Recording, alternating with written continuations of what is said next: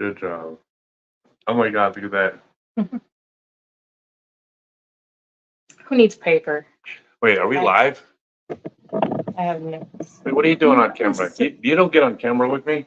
Don't, but I'm especially not going to if you're so far away from me. No.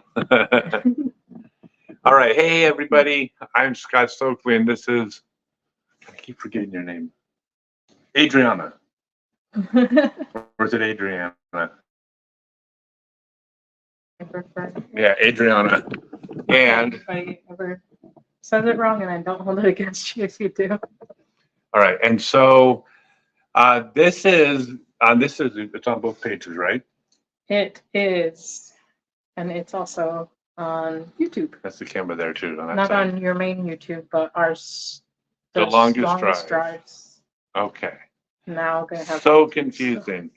No, so the idea, this is something that is for the longest drive page, but about every 10th post, I do, like I'll do a post and I'll share to my regular pages to let the audience know that there's other stuff going on besides this golf stuff that people may or may not be interested in, because there's a lot of things that I do related to traveling, nomading, entrepreneurship, life, sobriety, just stuff.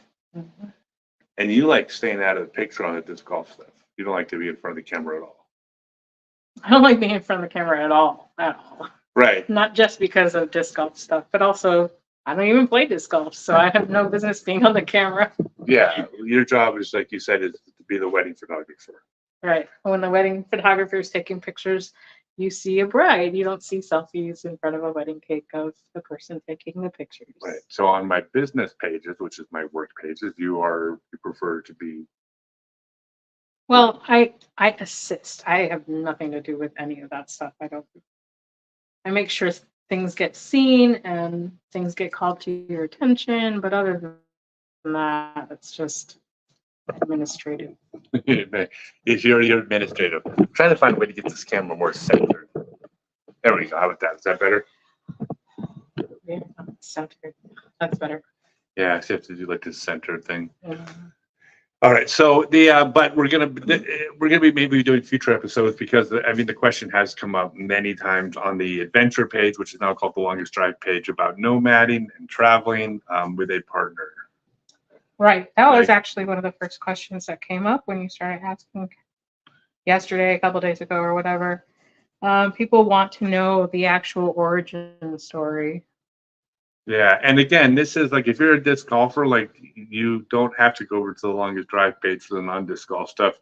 Like tomorrow, I'll have another tip on how to throw approaches with the owl and all the disc golf stuff people want. This is specifically for people that are following the travel page because apparently this is a rumor, but it might be, I don't know, maybe it's just a rumor, but I'm aging.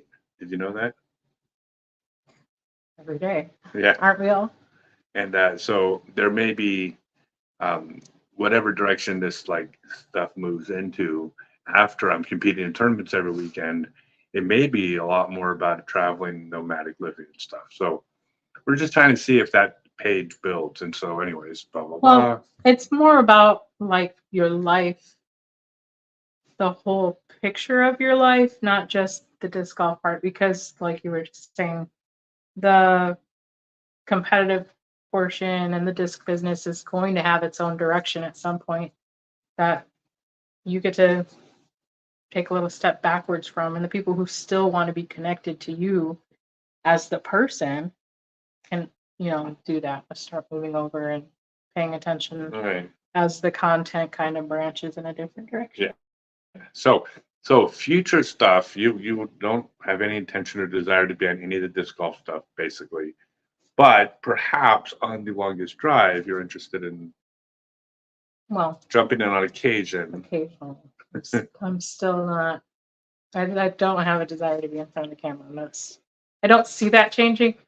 But maybe if you all start showing an interest in me, then I will. But other than that, it's not likely. So if anybody has, by the way, if you're logging in, but anybody has any questions about traveling with a partner, nomadic living with a partner, running a business with a partner, being an entrepreneur with a partner, anything like that, shoot them over. Yeah, we can see all the comments as they come in. We're broadcasting on two two Facebook pages and one YouTube channel, and we can see all of that. So we can respond to you. Go ahead and say whatever you gotta say, and we'll try and keep up. And a bunch of people wrote questions as well. John T. Wren, best named person in the sport. What did you say? Primary disc. Primary disc is the Wren. Primary putter, yes. Yeah. If anybody has any questions about this, to shoot them over. Oh, and pardon my voice. I lost my voice 2 days ago, and it's just barely coming back. So actually, this isn't even normally what I sound like. No, you do kind of have that like sexy, scratchy, like what's your name? The Kirstie Alley voice from Cheers a little bit. Okay. I don't know what that means, but I'll go with it. Don't you remember the 80s? Okay. All right. The Wren is a misnomer. It's a great putter. By the way, I have to keep leaning forward for this. So you can read. Is that the range for your readers? Yeah, I can. Okay. It's all blurry. Hold on a minute. If you take them off, then you can see it's still blurry. It's like, it's in a range where it's blurry no matter what I do. Oh, boy. All right, so origin story. Yeah, so these are questions. We don't have the names of who wrote the questions. Someone asked for an origin story. So we each have a life of travel, even before we were together. I, from the time I graduated from high school, decided I wanted to travel. I took a senior trip to Italy, which kind of like threw some gas on that. I really, really wanted to go out and see the world. So when I did a year of college, I decided that definitely put the nail in it. It was not for me. And I got my car from my dad and packed it up with some junk and hit the road. And I ended up traveling all the way down from Michigan to Florida, South Florida. And then I came up and did the 10 all the way across. And I met some family and friends and people along the way. And I would work and stop for a while and do stuff that kept my interest. And then I went to Tucson, Arizona, and I met with one of my cousins, and I kind of helped her launch, I guess. She had been living with her family, her parents, for her entire life, and was well into her adulthood. And I just kind of like inspired her to get out and do something new. She got her first apartment with me. She bought her first house with me. And we just kind of like adventured together. We would take hikes and do a lot more of the adventure type travel stuff. Fast forward a few years, I got married, had a child. Why would you do that? Well, I started feeling societal pressure and family pressure, and like that's what you're supposed to do. So I did, and realized suburban living really wasn't going to work for me. In addition to that, I had a child who was a very, very advanced learner. At about the age of 4, could already read quite well, and was not going to fit into a traditional schooling, public schooling situation. Couldn't afford private schooling, so we were homeschooling. And I decided, it was my choice, that we would sell our house, the contents, our couple of vehicles, and hit the road and take our son on the road full time. And I lived paycheck to paycheck, city to city, job to job for 7.5 years, homeschooling my son on the road. And that lifestyle did not jive well with my ex-husband. So that relationship found its end. My son got into university early, and then I was free. That's when some Frisbee golf guy came to town. I'll let you take it from there. Yeah, and so I, and this is as far as the travel. Like I traveled for years touring, but I had, like, I knew the minute my kid was out of college that I was going to hit the road and never stop. Like I was going to live on the road the rest of my life. Like I'm not happy in a place. I don't want an apartment. I can't. The idea of waking up in the same bed every day and seeing the same thing on the wall, I just can't do it. And I had, it was funny because I had a good relationship with somebody who we were on the same page. She was a cool chick. We got along. We were going to travel together, And then as soon as her kid went off to college, and mine did too, and then we had this conversation like a year into the relationship. I'll never forget. She said, "Yeah," because she liked some of my business ideas, and we'll sock aside some money, so we can buy a house. And I'm like, "Why would we want to buy a house?" I mean, I said, "I don't want to like manage a house from the road." She's like, "No, no, it's where we can live once we're done traveling." And I was like, "Uh-oh, wait a second. I never once said, like, I said we're going to travel." And she's like, "Yeah, but not forever." I'm like, "Oh, Yeah. yeah, this is a problem." Like, what are you talking about? I'm not going to like get a house, and I want to travel. I don't want to be in a place. So anyways, yeah. So I did something, I took off and I did something I'd never done before. I actually was single. My first time in my entire life. I'd never been single for more than like 8 minutes, maybe 18 minutes. And I was like, maybe I'll be single the rest of my life. Because you're traveling, you got Tinder and Bumble, you make friends in every town you go to. It's very easy to have companionship, whatever you want to, whatever metaphor you want to use. But it's very easy to make friends in every single city you go to. No big deal. And I was like, I started actually, since I was by myself, I started making a list. It's like, well, if someone is going to travel with me, because I thought it'd be fun to have a travel partner, but I wasn't going to settle for one that was like, I've had problems in the past with just about all my travel partners. And I'm like, it's got to be a very specific way of living. So I made a actual list, a written list that she has in her purse 4.5 years later. It's literally in her purse still, of the I call them needs and wants. Needs were the non-negotiables. Like, I'm no longer flexible on these things. Like, I've been flexible in every area. I mean, I'd always like bend over backwards to like, gotta make my partner happy. And like this time I said, no, I'm not gonna do that. I got my needs. Then I got my wants. Wants are things I want to be a certain way, but those are negotiable. Like, we can be flexible on those. It's kind of like it's like no different than if someone said, look, like I want to be married someday, and I need to be a mom. Well, that's not a negotiable thing. Like, that's a need. That's part of your life's plans is motherhood. But then you say, and I want a white picket fence. But that means you're willing to take a green picket fence, right? It's a want versus a need. And so that's what I did. I made this list of wants versus needs, and I was fully committed to the idea if someone didn't match these, then like, To not have a full-time travel partner, because you would still. I don't have a need full-time to be travel. able to- I could people could travel me for a week at a time, month at a time. I didn't care anymore. I was done with this like old-fashioned, like what you think relationships look like when you're 20 years old. It's like I definitely grown past that ideology. Right. And I was committed to getting back out on the road once my kid was settled, and I was going to do it solo. I had plans to get like a teardrop trailer. Some of the people that are watching probably know the giant RV. I was the primary driver of a 31-foot Class A diesel motorhome. That's what my family lived in, and I didn't want to take that by myself. So I was downsizing. I got a Jeep so that I could go off-roading and park my little teardrop, and I was going to get a dog, and just me and my pup hit the road. That was the plan. And then Scott came through, and when he came to visit, we hit it off and spent a lot of time talking on the phone after he left.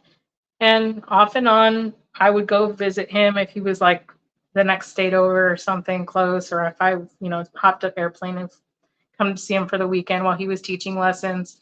And same thing, if he was passing back through town, he would come and see me. And then COVID happened.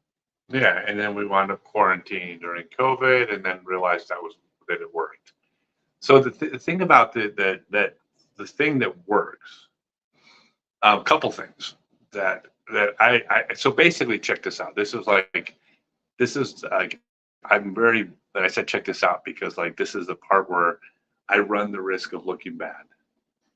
Well, no, we're talking about personal things, and people have different life philosophies, and this is where I could look bad because there's certain types of relationships, like people like in a modern society push back against traditional relationships to having an ideology that if it's a traditional way of doing things, it's fundamentally evil and it's setting the human race back or the female gender back because you're doing it must be wrong.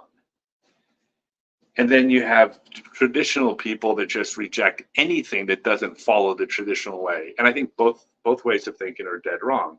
You can grab pieces that work in a traditional sense because they work for you, and then you reject the things that don't. But the minute you talk about anything traditional, all of a sudden you're like a misogynistic member of the patriarchy or something like that, which is, it's really gross because there's a reason why certain things work. Well, from my point of view, it's just a matter of being objective. And I think part of having a good human experience is taking in as much information as possible, but also doing something with that information. Yeah, you can reject some of it if it doesn't suit your ideals, but dismissing it without observing it first is a problem. So I'll give you an example of this.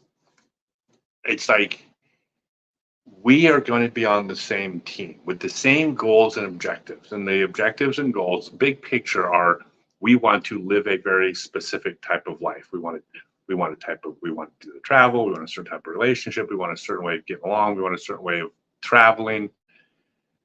Right? Well, all of these things are dependent on my success. Right. Right. Period. End of discussion. Like, this is it.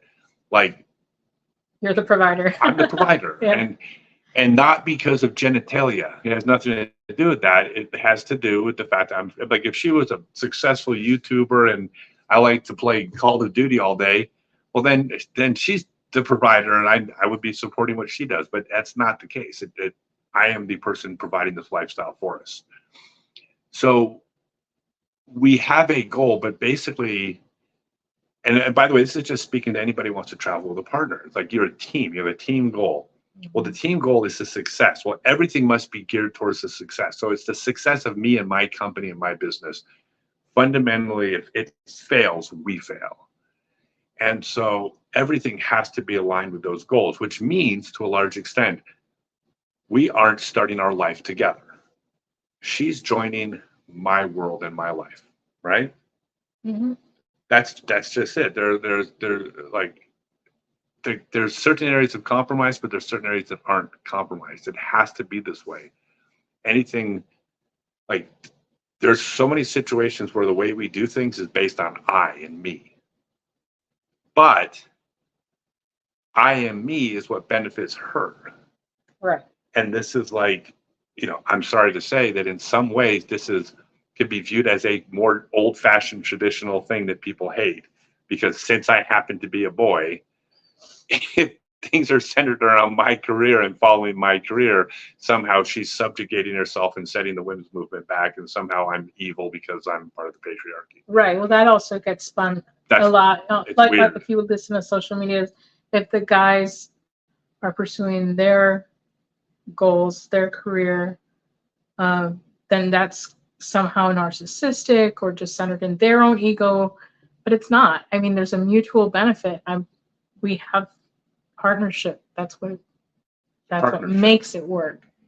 Like, he can do a lot of work on his own, but he can do more if I'm keeping a plate spinning. That's what I like to call it. Keep a plate spinning while he's attending to another one, and then he can spread his attention across more things. So much of how we function as traveling partners is that we travel as business partners. Mm-hmm. But the business partners means we have different roles within this business. And that's just the way it has to be, because if we don't succeed at this life that we want to live, or at least we don't succeed as well. Mm-hmm. And the idea of roles is like, I mean, it's one of those things that gets like, it's stupid. I don't even understand it. We have different roles in our relationship, personally and as a business. But those roles aren't dictated by genitalia. That's the most thing I can stress the most. It has nothing to do with because I'm a guy, because she's a girl, or vice versa. It has to do with which one of us is best at a certain skill. Well, the one of us that's best at that skill does that skill. Which one of us gets anxiety over doing something? Well, if one of us gets anxiety over doing something, the other one does that thing. Now, a lot of those things happen to line up with more traditional roles because there's a reason why they were traditional roles to begin with, because You, right? you want to give the wallet? So we talk about it frequently because it comes up at dinner. Like he'll be like, "Oh, I'll pay the bill," and the waitress will leave the bill, and he'll be like, "Oh, do you have my wallet?" And it's in my purse. Well, for one, I don't like him having stuff in his pockets. It looks really bad. But for two, I also carry the wallet most of the time because he doesn't like to deal with money. I don't want to deal with money. I hate money. It freaking drives me nuts. I can't stand it. But you would not believe the amount of times I'm like, "Oh, can I get my wallet?" They're like, "Oh, we know who wears the pants in Oh, this the family." little girl's got the pocketbook. Yeah, like And it's like, we get comments all the time about it. It's and really it's funny. like, no, I'm like, I don't earn a dime of that. It's no. I'm just She a big carries wallet. she carries my wallet because a purse is more effective than a pocket, and she's also more effective at not losing things. If I Yeah. carry my wallet, I'm more likely to lose it. But I'm in control of the money. Like I earn the money and I take care of us. Like she's got a damn good life and she has everything you do. You don't ask for anything and you don't get. But it's like money. I'm the bread earner. It's just the way it is. Mm-hmm. And you make sure that the things that I'm not good at. So you actually pay all the bills. Yeah. You manage the checkbook because I can't stand it.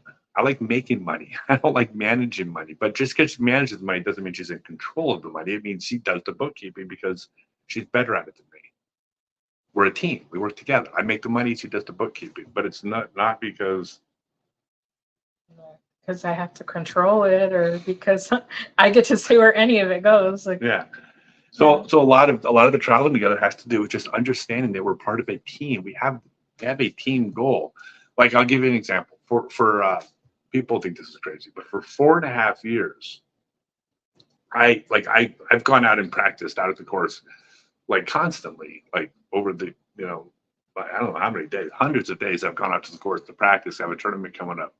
I've never once, not one single time, have I gotten a text that said, "When are you coming back?" And not one single time have I come back and been like, "Where were you?" Because it was late. so that's one of the questions that came up. Which is, what do you do when you need time apart or alone? well, first off, though, but the reason why is because when I'm working, which it's a weird world, but me practicing is working, but also more important than that is building relationships with other players that I might be sponsoring or collaborating on content with, or business owners. Like that's work. If I can't do my job because I'm worried about her anxiety over me taking too long to get home, then I wind up not going out to dinner with a person that I might be going into business with next year because I have to worry about her wondering where I am. And if she even does things to add stress to me, I can't concentrate during dinner. So I got to keep checking in with her, right? Mm-hmm. But that's not in your best interest to do that.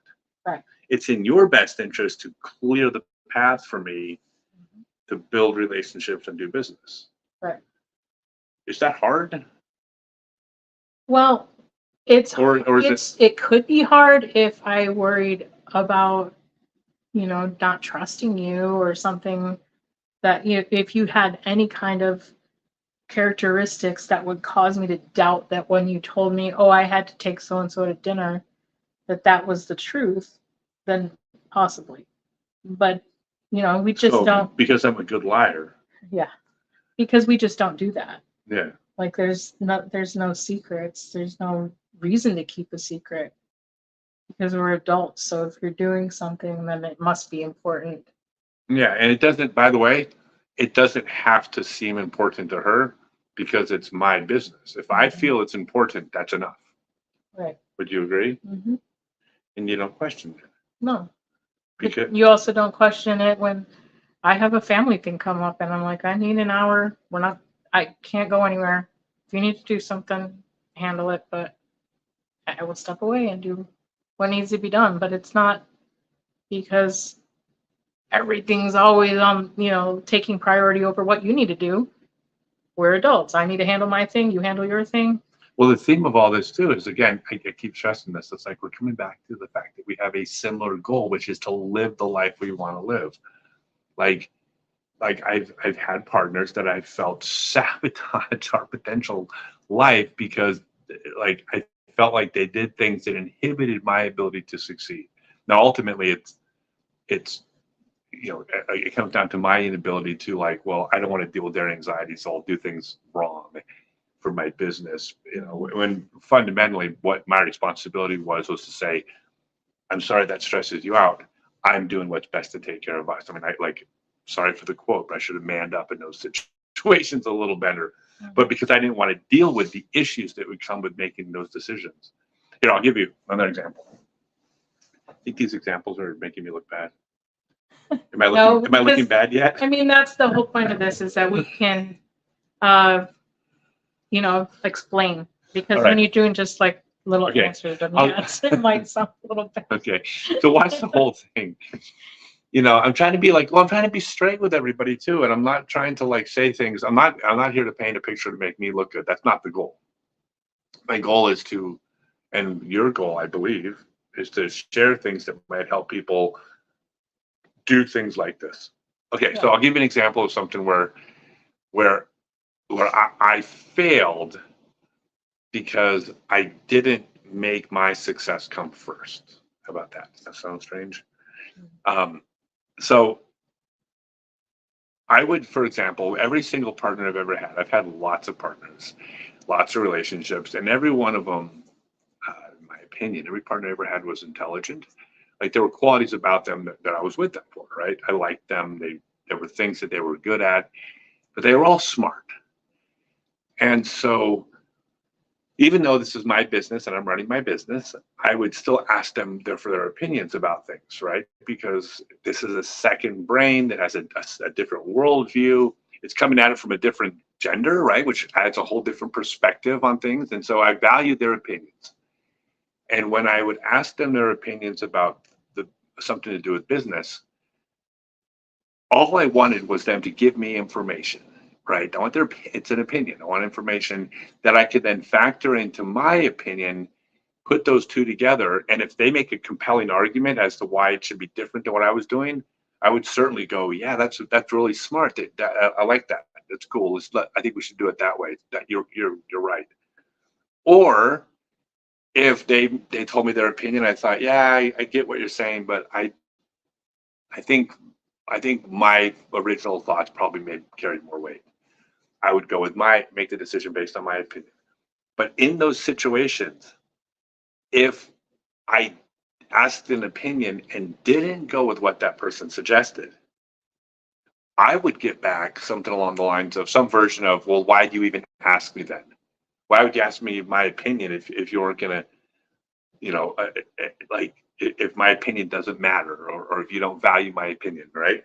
Yeah. I Right. get that with coworkers too. No. Like, it's a common thing. It's But a human problem. it might be a human problem, but Yeah. so now I'm in this position where it's like, all right, so if I ask you, I need to do exactly what you tell me. So now you're the boss, right? So so it's not an opinion. You're actually telling me what to do, and I'm in trouble if I don't do it.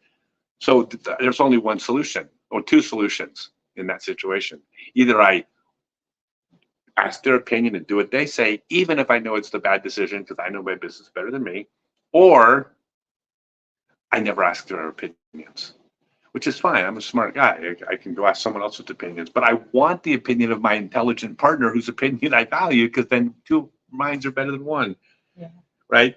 So it's like they weren't doing what was in the best interest of the business, which was contributing to the common goal. Mm-hmm. Like all of a sudden egos and feelings got brought into it when it was business. And when I don't succeed at my goal of making money, their life isn't as good as it would have been had they supported the business, right? Mm-hmm. Did I explain that in a way where I look bad, or did it come across okay? Well, and from the other side is you still have to trust the process. So when decisions get made, you get to experience the ride. You know, like when you're on a roller coaster, you might see the diagram of where the loops are, but you don't know what it's going to actually feel like until you're on the ride. And a lot of that doesn't translate much to relationships and life because people want to control everything. That they feel like they're not taking enough speed into that upside down part, and so you don't get to control it. You just gotta go with it sometimes. Right. And by the way, where I said I failed in that example was if I had manned up. Again, these are offensive terms in 2024. I don't care. I'm an old man. I can say old-fashioned terms. If I had manned up and said, well, no, look, I wanted your opinion. I'm going to do it the right way, and I'm going to do what I think is best. And we're going to be better at and we're going to be You're going to have a great time. Yeah, and I don't even know if the partner at some level wanted me to do that, because that would be me protecting our family and being a provider and a protector. Maybe I failed them by not even being strong enough, but I would bow to the emotions. And so I was like, the thing that works with our business is that you are always trying to contribute to the business. Like, you don't care about ego, you don't care about getting away, you don't care about control. Right. You want what's best for the business, whatever that is. Right. And I don't know what that is, because disc golf is a weird thing. Well, ultimately, it's my business. So by the way, so this started with at the beginning of this, when I brought it into the business, it was establishing boundaries, and the boundaries were, this is my business. Ultimately, I'm going to make every decision for this business, right? Yeah. And I will take your opinion. But anyways, I had to lay that out ahead of time, which I never thought I would have to do. But apparently, I had to set those boundaries. Well, there was probably close to a year when you would say something, and I'm like, I have an idea about that, and you'd be like, nope. No. So this is how bad it had been in the past. Because I kept making bad business decisions just because I didn't want to. Because if I didn't go with what my partner said, there would be like an argument or something like that, and I would make bad mistakes. So the way this started was, I go, look, you're gonna have a great life. You're gonna travel around the world. I make enough money. You're gonna have I'm a nice guy. You're gonna have fun all the time. You stay out of my business.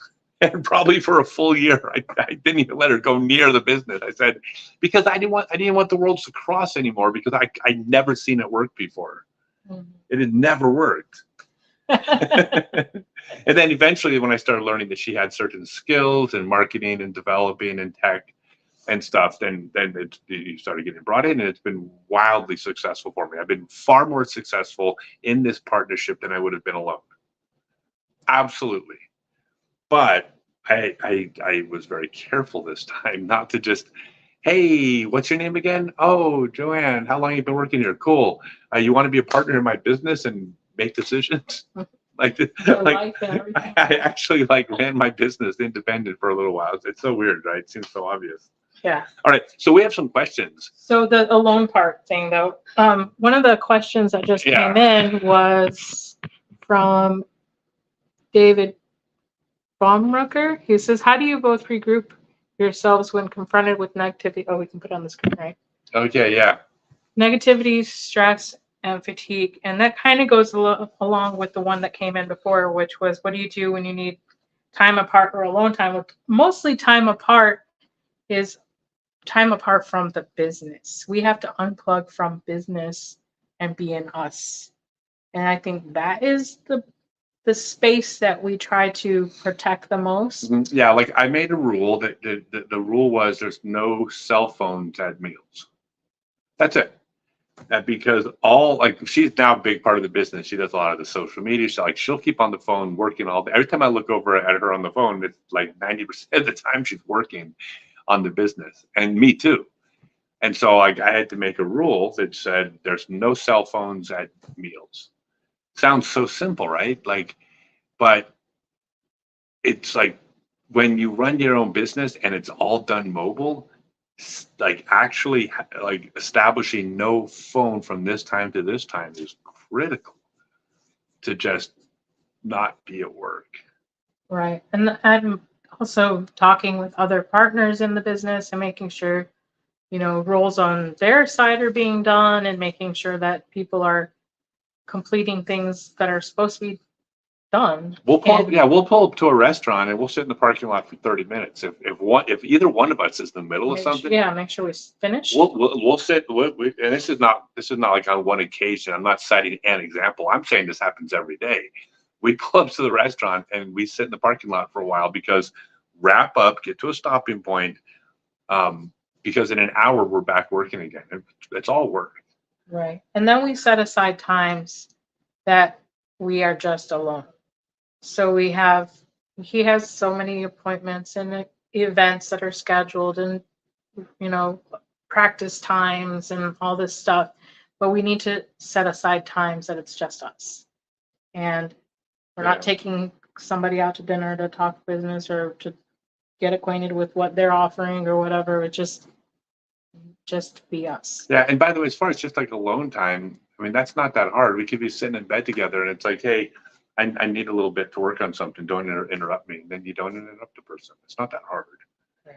And then the person comes back and says, okay, I'm finished. What were you going to ask? Like it's so funny because like even like this is just being adults. Like I've always felt this thing would be easy, but I've learned that it's not that easy.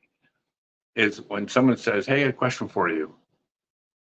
I've learned from past experience that I'm not even allowed to say, I'm in the middle of something, hold that thought.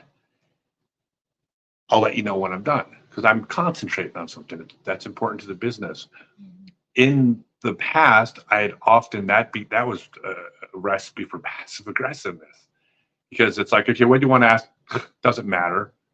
It's as if I somehow offended them by needed to concentrate on like this business decision that was going to pay our bills, right? And so it's like, I think a lot of it is that you just can't have egos. You can't get your ego bruised because since the goal is the success of the business, everything's predicated on our business succeeding, then I need her to tell me not to interrupt if she's doing something for the business. Mm-hmm. She needs me to. And I think we both find more security. We don't find security in being coddled because we get our attention when we need it. We find security in the fact that we're both prioritizing the goal over everything else. Is that fair? Mm-hmm. And in regard to this specific question about regrouping yourselves when you're confronted with negativity or stress and fatigue, I think it's just it's a life skill because you don't want those things, especially if it's coming from the outside. If it's some way that somebody treated you at the restaurant or the hotel staff was rude when you checked in, like that has nothing to do with how I'm going to treat him. Like that stays outside the door. That stays outside of this space between me and him. Like that, I would never treat him in a way, rudely or just take something out on him because of the way somebody else treated me. If there's something else negative going on, I can ask him for help to address it, but it's not going to be like, I'm having such a bad time today and this is why you're going to suffer all the rest of the day because I'm still upset about it. Like that'd be like me coming home from work and taking it out on her because my boss was an asshole to me. Like, I don't understand that because if she wasn't the one that was doing bad things to me, why would I take it on her? This would make no sense to me. I haven't always felt that was reciprocated the way I was. I mean, I'm sorry. Like, I don't walk in the front door when I would have a home. I wouldn't walk in the front door bringing in shit from out there into my house. What does that have to do with my house? But I didn't always get the same back, and I never understood that. It's like, yeah. So when you say, how do you deal with negativity? There's not really a whole lot of negativity between us. Yeah, you just got to build that wall and just make sure you're taking the buckets and throwing them back out if they make it into the room with you.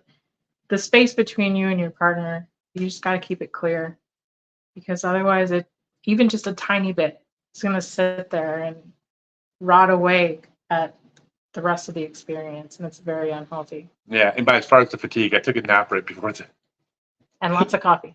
Lots of coffee. All right, what else? Like, we got other questions that have popped up. We'll get to everybody's questions. Scott's too animated to keep a secret. One of my all-time favorite bros. Thank you. Hello, Amy. It's good to hear from you. You two make a great pair. I guess you'd have to be in travel like that, which you're envious of. Thank you. You're covering the lens with your Oh, face. well, it's a sexy. Look at this. Look at that beautiful finger. Everybody wants to see that finger. That's the Love the structure, honoring forehead. your needs together in a couple of individuals. Amazing how much things improve when we're motivated by understanding each other's needs. Good stuff.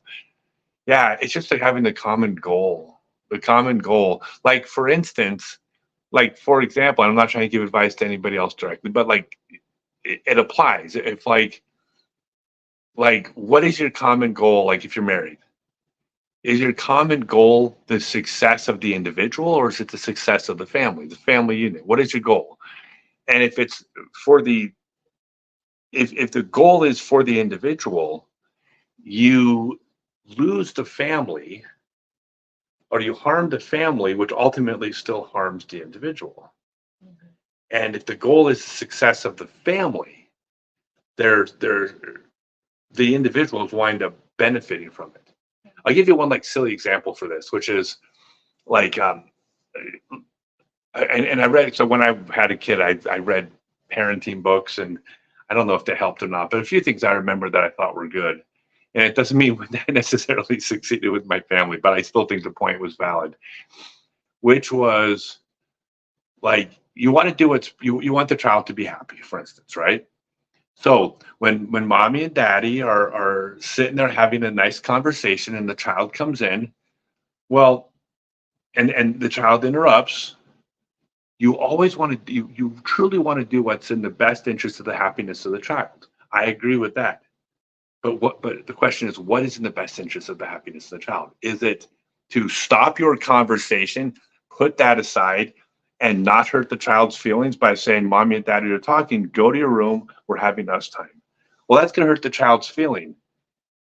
But that can be in the best interest of the child if by doing that, you're making sure that you have couple time to make sure your relationship is strong, so you stay together, so you have a family, so you can then raise the child in a home that is better than the home had your relationship not succeeded. Mhm. And so like what's in the best interest of the child? Well, maybe what's best interest of the child or the happiness of the child is focusing on the family structure, which is not the individual. Mhm. I don't know, maybe that's a stupid analogy. I ain't claiming to be the greatest parent of all time or the greatest at relationships, but it is the same analogy for us. If our business succeeds, we can live this life we want to live. If this business fails, what do we got? We got each other, but we're not living the life we want to live. Even if we're together, we're not living our life that we want. We're not going to be happy. So business has to come first. The goal comes first. Mhm. All right, scroll up a little bit more. 'Cause I know Okay. you got another one. Oh, again, let's see, Amy. Great question. Yes. Okay, so you want to move on to the Sprinter van? Oh, great bag, great bag. Let's hear about them disc golf That's groupies. next. That's on. It's on It's, my okay, list. it's on our list, Let's Craig. talk about the. How long will y'all be live? Oh, Just I don't know, another probably another 45 minutes. yeah, Or so. something like that.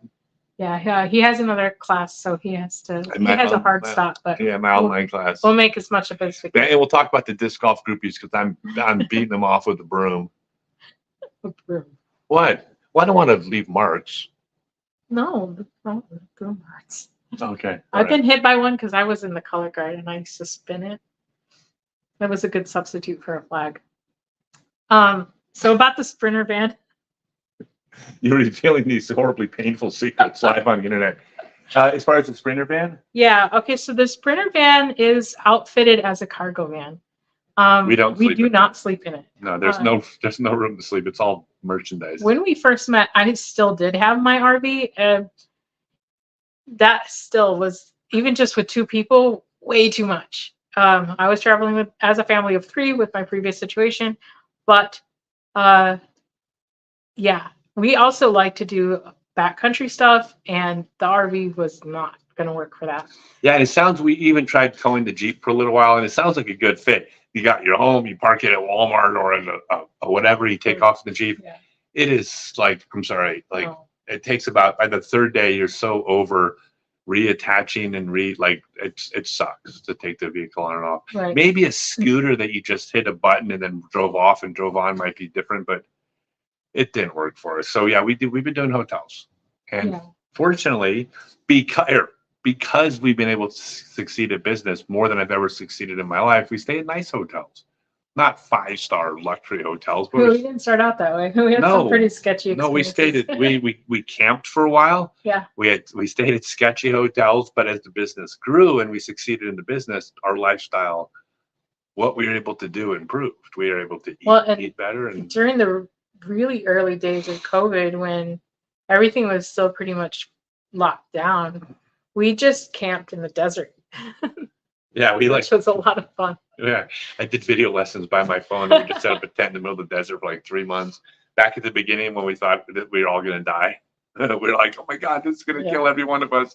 Let's go hide in the desert and do video disc golf lessons." And it's amazing. You could afford groceries. Oh my God, no! I would do 4 lessons a day, and I at the time I charged $160 for a video lesson. Yeah. So $640 a day is good money.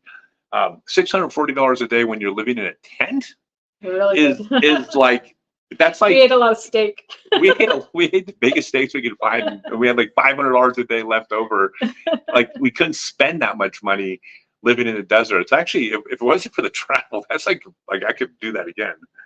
If we could keep moving. If we could keep moving, that's we'd have to not be in the same desert. It would have to be a different desert every day. Desert. Yeah. So anyways, yeah. So okay, so the cargo van is primarily for merchandise now.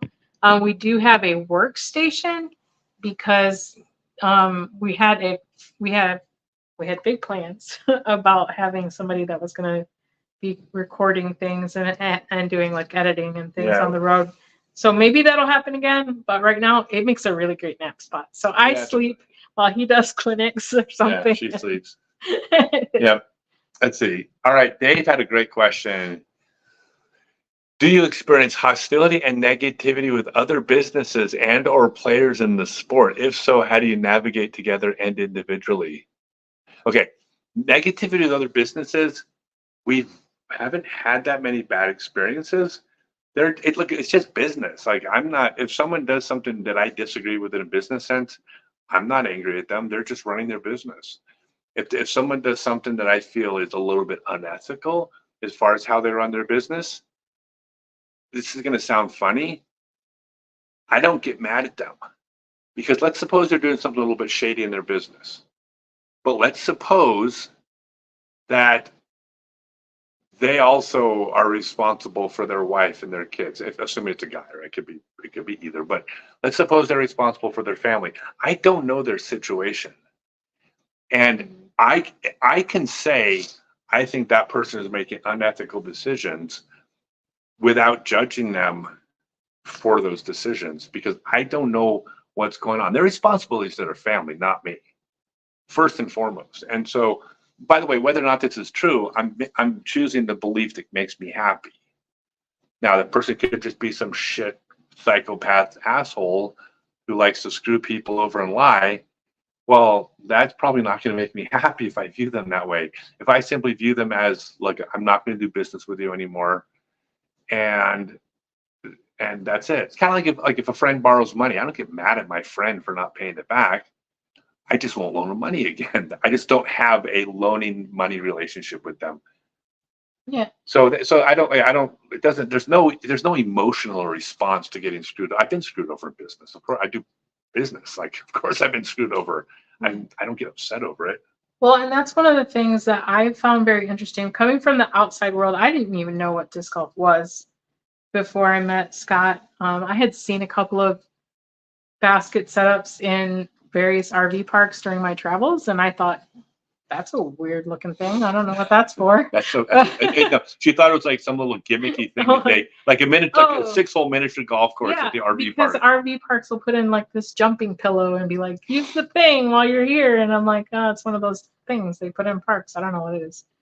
But when I found out there was this entire world around it, there's a sport and there's a pro scene and there's, courses all over the world, and there's people who are trying to volunteer to introduce it to people. There are people who, everybody's trying to still, and it's so young, trying to carve out their own piece. And with some of that comes negativity, but in the process of growth, everybody has to push together. push in a common direction. And that's kind of what's going on with disc golf. So there's some people who push really, really hard, and it seems like, hey, man, you're kind of pushing too much.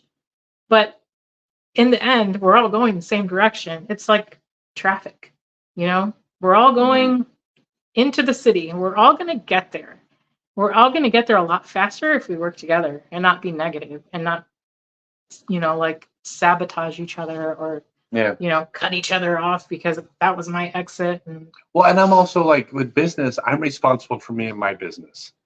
So like a lot of the things I do, and forgive me for sounding arrogant when I say this, but I invented the vast majority of ways players are making money on tour. I started all of them.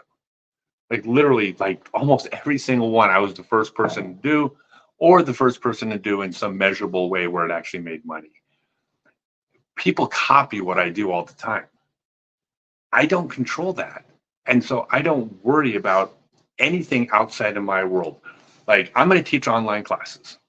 You know who I care about? I care about the people that sign up for my online classes. I give two shits if someone else is doing it, if 50 people are doing it. I don't care if someone says something good about me or something bad about me if they're not one of my students. If one of my students says something bad about me, I take it to heart and I want to improve and fix what was broken. That's because they're my responsibility, but I don't control anybody else. So I don't let their actions affect me. Like they're not, they have no control over my emotion. And as far as how do I deal with and or players in the sport, I'll be honest, like, well, at least on the pro tour, I don't have problems with any of them. I get along with everybody. They're all very nice. I get along with everybody. You know, there's people like on the pro tour that maybe like I might not be as likely to go out to lunch with because maybe we have different personalities or a different sense of humor.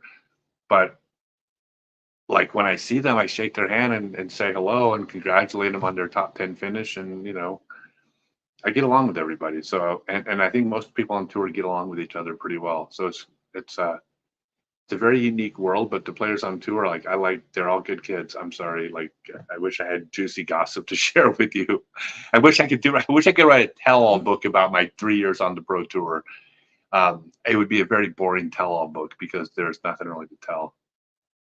Damn.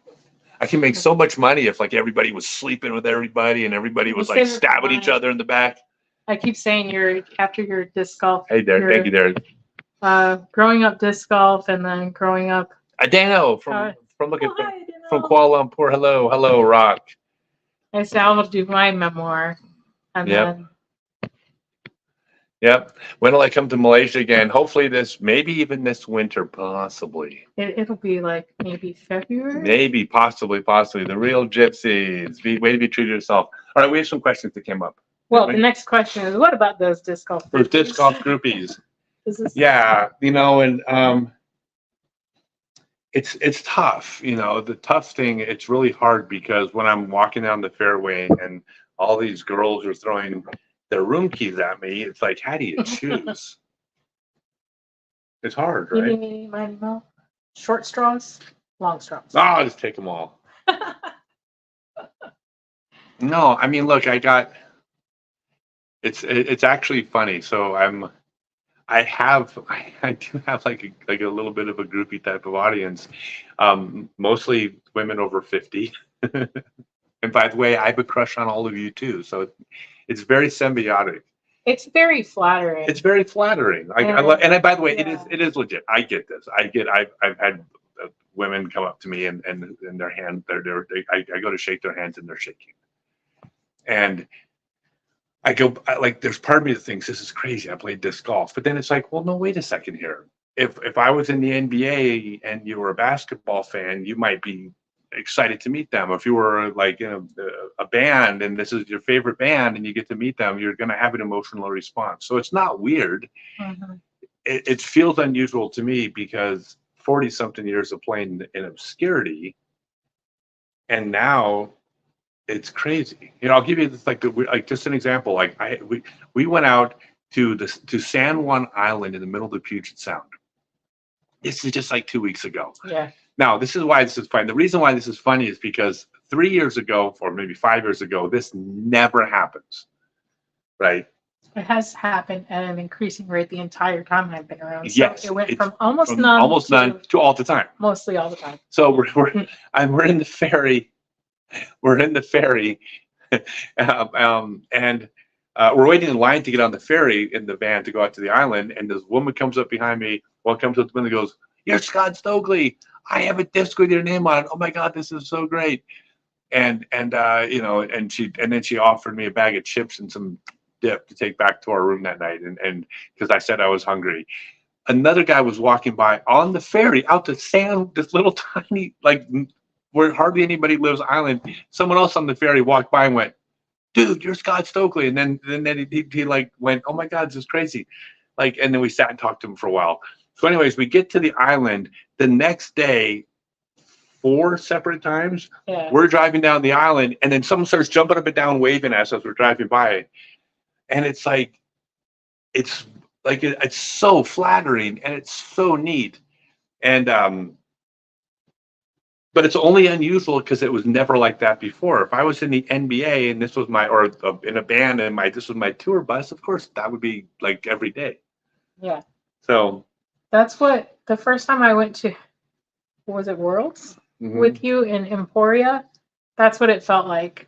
That felt like San Juan's was like a mini Emporia, because it was like everywhere you went, somebody was like, "Oh, there you know." Oh, like, and so someone messaged me and goes, "Hey, by the way, everyone on the island knows you're here." Like, everybody knows that you got in last night. That was fun. Like, because the word got out. And by the way, as far as what I do with the groupies, I how do I put this? I enjoy the groupies that I can handle, and I give her the leftovers. Oh, well, that doesn't pair well with what I was going to say. I really enjoy it when the kids when the what? When the kids approach you. The little kids? Yeah. Yeah, that's not the same thing. No. But yeah, it's the level of attention is just because it's extra genuine when it's little kids. So it, but no, it yeah. is. It is. But he's not talking. That's not right. I know. Hey, I got one more funny story about. I got one more story about the groupie thing.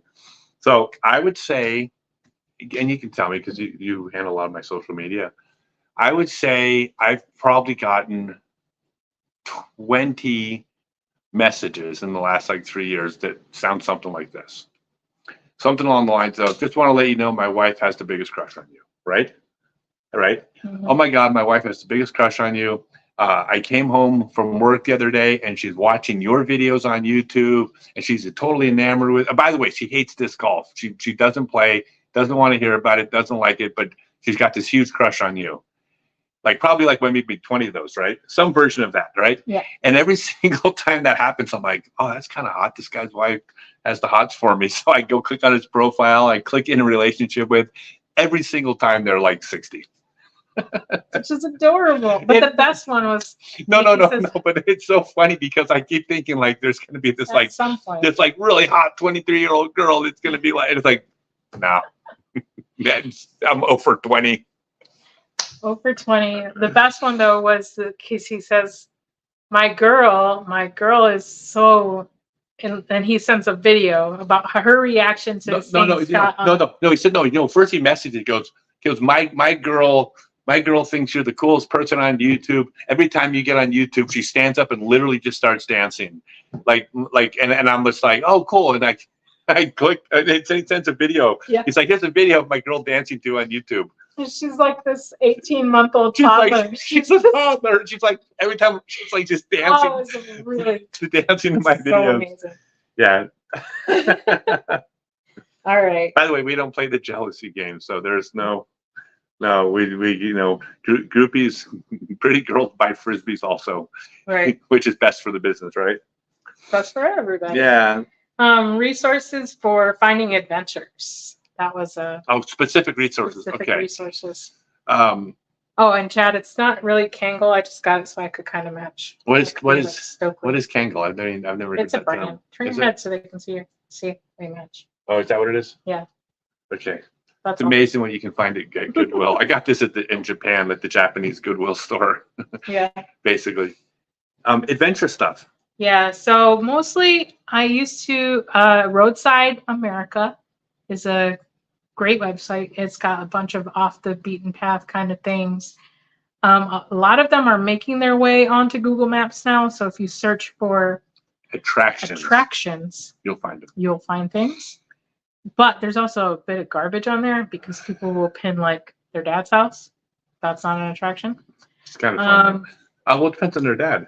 What if he's really handsome? You wouldn't mind going to see him, right? No, actually, that's quite the opposite. I like to see like the absurd. So if he like mows his grass in hillbilly, overalls and has like a giant beard, I'm really into watching that. But. Yeah. No, that and I'll with a push mower with no engine. And I'll drive up and park. I'll park in front of the house and let you watch. We don't play jealousy. But if you follow us, I mean, we find the absurd. So like the last thing we found like 2 days ago was the world's largest buffalo, right? Like so follow us on Facebook, Stokely's Longest Drive. If you're not watching there right now, you'll see a picture from like 2 days ago of the world's largest buffalo. Before then, we were busy working in Minnesota. We didn't do anything crazy in Minnesota, but when I got super sick in Minnesota. You were sick, so you couldn't really do much. So if anybody wanted to meet with us, not a chance. You were. I'm barely getting my voice back. Yeah, but before that, we spent a couple days, and all we did was we saw ghost towns, and we drove up. We just like weird. We just anything that's weird and different. Like if you follow us, you'll see this. We love to Carrie, I'm going to tell you a great story about that. Yeah, so so we like giving our money to people that have figured out how to live off the grid. Yeah. Like if you've been spitting your tobacco in the same spittoon for the past 31 years, and you can charge $2.50 for us to get a picture next to a spittoon filled with decades worth of tobacco spit, like we'll give you our money because we don't give two shits about the spittoon. We love you because you figured out how to make a living out of chewing tobacco. Well, that's right? One of the things too is when we're determining which attractions we want to go to. Of course, like TripAdvisor has reviews, Google has reviews. We tend to look for the ones that have bad reviews. Yeah, we like the ones that because those are the people that were upset about expecting a top-notch experience. Anytime they use the word rip-off, we're intrigued. There. We're like, and this is not like we've done this once or twice. This is like this is every day, just about. We like getting ripped off by tourist traps. We have been to 3 or 4 of the world's largest chair. World's largest rocking chairs. We've been to 3 world's largest rocking chairs, which is bullshit because 2 of them were lying. Clearly, maybe 3, maybe there's a larger one, but we've been to 3 for sure. The one in Casey, Indiana, Illinois. If you want in Casey, Illinois, they win. If you want to go see the world's largest rocking chair, it's in Casey. But we've driven. We'll drive we'll drive hours. Was it the ball of twine or the ball of paint? We went backwards. No, we drove backwards for an hour and got a hotel to see the world's largest ball of twine. And it was one of the best days of my life. And we got to meet the most amazing guy. JFK was the twine man. He is now passed away. He's the original. He just died like last year. He put 40 years into this ball. And he was every day he just adds another piece of twine. Ever put 40 years. Twine on it. He wouldn't let us because if we joined in, then he didn't do it all by himself. And it was just a special experience because there's, little things about people that are unique. And for most people, it was the twine ball. For most people, the passion that you have gets channeled instant. For a lot of you, it's disc golf. But there's a lot of people that they just love to collect clippings about their town, or and they build a museum around it. And it's in the And for him, it was this twine. And for other people, it becomes their music or their art. And when you get to experience those pure passion moments, and you get to see what that person has devoted all of their time in their life to, that is so amazing. That is the truest of human experiences. And you get to share it with somebody. well, they get else. to share, yeah, and you get to know that person intimately because that is their intimacy. Right. Like I guarantee you, nobody's ever dedicated their life to the museum has like a good sex life. No, they don't, because they don't do anything that's else. not their They're passion. singularly Their passion focused is on, their museum. Hey, I'll tell you my favorite. You also get to meet crazy. So this is, and I'll talk about. By the way, Carrie, we'll talk about the guy in hell in a second. I'm going to tell you a crazy about someone like their passion. Marfa, Texas. Yes, I was just about to go there. Okay, so Marfa, Texas. Check this out. So we get Marfa, Texas is freaky weird town. There's like a TV show called Marfa, Texas. It's just like it's not Bramson strange. It's this weird tiny town in Texas.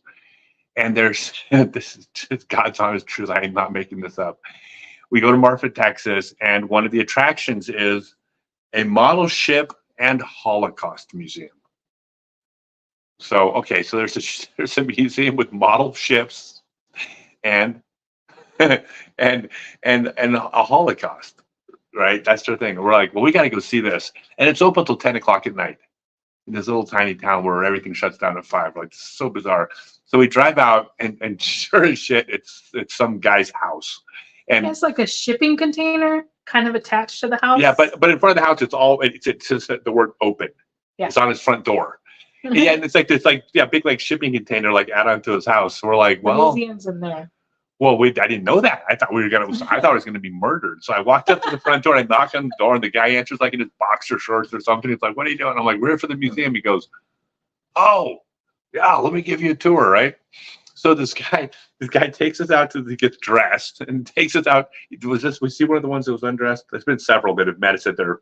I don't remember seeing him while he was in his house, just when he came out. When he came out. Mm-hmm. Anyways, he gives us the tour, and we go into this room, and it's these beautiful, like really elaborate model ships that he's built from sometimes from kits, but other times from scratch. Wood, plastic, you name it, right? And he had spun the little ropes for the wheels, and you could see how much immaculate detail was in so many. It was amazing. And this guy's talking about this. Well, then he starts talking about the Holocaust. And he's not even Jewish, but he became fascinated with Jews leaving Europe right before World War II. And these were the boats that they left. And you're like, oh, there's the connection. He's paying homage to the boats that took the Jews out. Some of the boats successfully made it to a country and all the Jews got off. Other ones got turned back and sent back to Germany or Poland, and it ended horribly. But nonetheless, these are historical boats he was building, right? So he's given us a tour. So we were there for about an hour. Okay, no exaggeration. The tour starts off with the history of Europe and anti-Semitism leading up to World War II. Within less than 1 hour, he says the line, in context for what he'd been talking about, he says the line, and if I knew the aliens were going to abduct my wife and experiment on her, I never would have brought her with me. It's not my fault that I got divorced. I didn't know the aliens were going to take her and experiment on her. I mean, can you blame me for that? It wasn't, and he's in tears because and it gradually led to this conversation about alien abductions and about how he used to be married, but then his wife kept getting, but by the way, he kept taking her back to this place, and then the men would come take her and experiment on her, and then she would tell him about the experimentations, and they were aliens. And then he translated part of the Torah in a way that no one else could understand, and it was all about Nazi war criminals, and there's like 3 letters on this in the Torah that he translated, and those 3 letters were the name of the prison guard, the crimes they committed, the date they were executed. 3 letters. Anyways, batshit crazy. So much fun. So much, yeah, great. We like. Don't miss it. Don't miss it. Marfa's worth it. Yeah. Yes. Okay. So about the separatist. Yeah, and then we'll get to the how do you all stay so happy and devoted with so little. So that's right after we left Helena, I got sick. So Yeah, she left We sick. kind of didn't. We didn't get go to see it. anywhere. But I'll tell the story because it's also just epic. Because we love people, right? So we're in North Montana, and this is where all like the. And by the way, neither of us is political on either side, so this is not going to turn into a political discussion. Uh, we think both sides are batshit. Okay, so, and by the way, sorry if that offended somebody, but that's what we think. Anyways, there's this guy with a separatist compound, like purple, whatever, barbed wire, don't tread on me, you name it, right? Like it's a honest to God North Montana separatist and Airbnb for campers. And we're like, absolutely, we're gonna go stay at this place, right? Of course. And so so we go there and we're there talking to this guy. This is right after the COVID started. Right before we knew, are we all going to die or is it all made up? And I don't care what you say in hindsight. Nobody knew at the time what was going on with this thing. So we were in the camp of we were going to be cautious because we were nervous about it, but who knows? So, anyways, we're there and he looks at us and he goes, "Y'all want to go to a Trump rally?" It's like in 2020. We're like, "Well, what happens at a Trump rally?" He goes, "We all get together, get drunk, get pissed off, and start shooting guns." And we're like, Sounds like a good. yes, we absolutely positively want to go to your rally. Of course, we want to go see this. And then I was like, oh, wait a second. I'm like, you guys are all going to wear masks, right? I don't suppose social distancing, masks or thing. And he's like, absolutely not. Okay. So we ended up not going because, by the way, it was outdoors, which means if I knew what I knew now, I would have done it. It was outdoors. It was fine, but we didn't know at the time. Anyways, this guy was absolutely he was absolutely batshit, and we really liked him a lot. He was a good guy, and he just lived a different life than we live, but that's not a bad thing. This is his reality, his world, right. His land, his hunting, his things, and I don't begrudge him that. He's got his own life views, and so we were in Helena, we looked for him because we were going to stay there again, and we couldn't find him, and you were getting sick. I was getting sick, but I did find it. But after we left. The thing about Google Maps is it tracks your timeline. Oh, yeah. So I just had to figure out how to search for it, and then I found it pretty easily. Yep. Okay. Once my head cleared enough, it was not doing well. Okay, Patrick says, here we go. How do you stay all happy and so devoted to each other with so little? I don't know what you mean by so little. I don't either. Possession-wise, we don't have much. We have 2 backpacks full of stuff. Yeah, we backpacked all over Southeast Asia with a backpack each. That was a long process. Downsizing is a process. We could do a whole bunch of hours on that. We actually could do a show about that.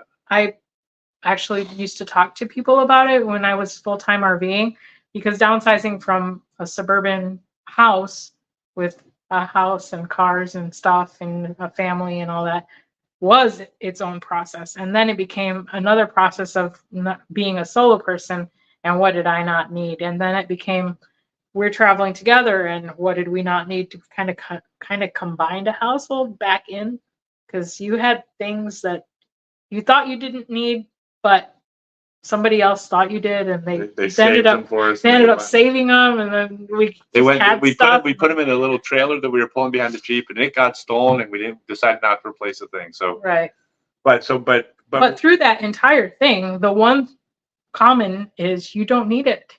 There's nothing. Yeah, if we need it, we would get it. But what we need is variety in life. First and foremost, we need to do something different tomorrow than we did today. And we both, I can speak for you. Well, tell me I don't want to speak for you. So if I get it wrong, you can correct me, or at least correct my opinion of you. But we would rather have a shitty day tomorrow if it's a new experience. I'd rather have a new experience and have it go woefully bad than go do something I've done before that's really fun. Yeah. Would you agree? Yeah, and to a point, I don't want to break my, leg or something like that, or drive off a cliff. The thing about stuff is, most things, unless it's your favorite thing, like if you have a favorite shirt or this hat, that hat's important. The rest of the hats, we can get another one. Doesn't matter. If we're gonna go to a special something and he needs a special hat that day, we'll get a special hat, and then he'll put that one back on. Buy Like, the stuff you need. you just, there's some place everywhere to get something. Yeah, people ask me, they'll be like, well, what do you do if you, like, literally, they'll basically say, but then, well, if you don't care that much stuff, what do you do if you need aspirin? Go to Walmart. Go to the store and buy aspirin. I mean, it sounds silly, and I'm not trying to be like, I'm not being dismissive or condescending on the answer, but the mindset is, so I have to have everything here. Mm-hmm. And by the way, when I had my home, I had a home full of stuff, and of course, it was convenient to not have to go to the store. Like, of course, it's more convenient to buy a big bottle of aspirin that you don't have to replace, obviously. But this is just a different type of lifestyle. But this is, for us, it's all about doing. It's about doing things. Like, we wake up and it's like, we got to do things. Here, I'll give you another story. Like, give you an example. We were in Indonesia, and we didn't go to Bali because we generally try to avoid tourists if we can. We went to this island called Batam, which is not a lot of tourists. Well, there were tourists, but they were all from China. So to us, it still felt like they didn't feel like tourists to us. Western tourists. Western tourists, yeah. So we went out and we got this place and this hotel. We purposely went like 45 minutes from town where the ferry landed, because that had some kind of, had English speakers. We wanted to get away from the people. We wanted to adventure.